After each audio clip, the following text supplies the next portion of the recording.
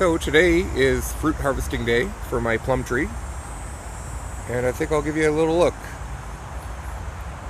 This is a Burbank plum. It's a Japanese type of plum.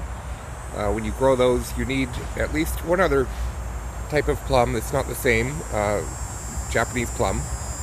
Or you can sometimes use a cross between a Japanese or a native North American plum as a cross.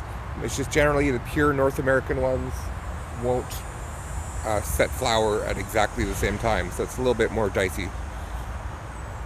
These are kind of like smaller versions of what you'll see in a grocery store. This is a variety that's quite often seen in the grocery store at this time of year. Mine are much smaller because I didn't pull off every 3 or 4 blossoms and just let it turn into bigger fruit. I've done that in the past, and yeah, they were much bigger than this actually. I've had this tree for around 10 years. I haven't had a harvest every year. There's been a few different issues. One of them was I used to have another plum tree up. I don't know if you can see up there on the hill. I have another plum tree, and that's what I'm using as a pollinator.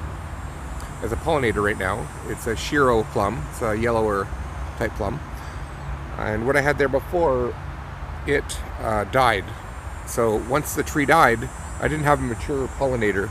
So that kind of set me back about 3 years of harvest because I didn't have a mature pollinating tree to help this one out. So this one had quite a bit of time to just grow vegetatively.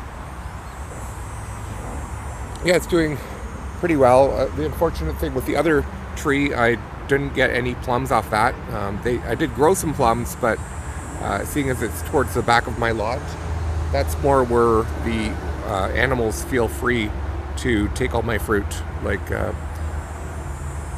squirrels and raccoons and who knows what else. Also birds like to munch on these.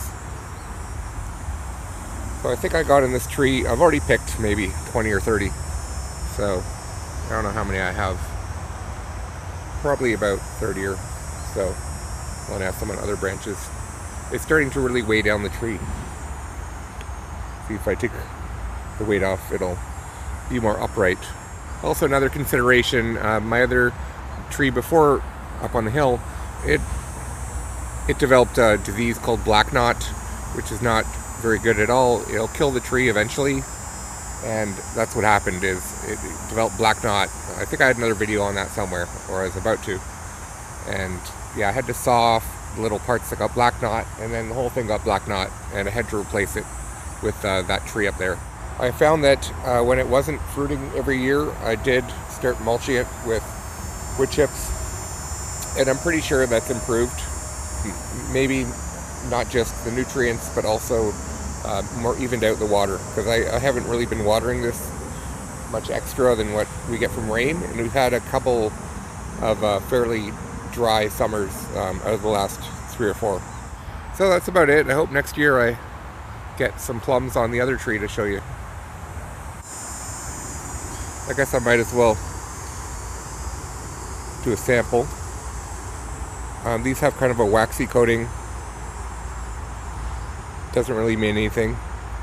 And the great thing about plums and things in the prunus family in general, which is peaches, apricots, cherries, things like that, they will ripen after picked. They're not like things like grapes that once you pick them, they're not going to get even a bit more ripe. So I'll take a bite here.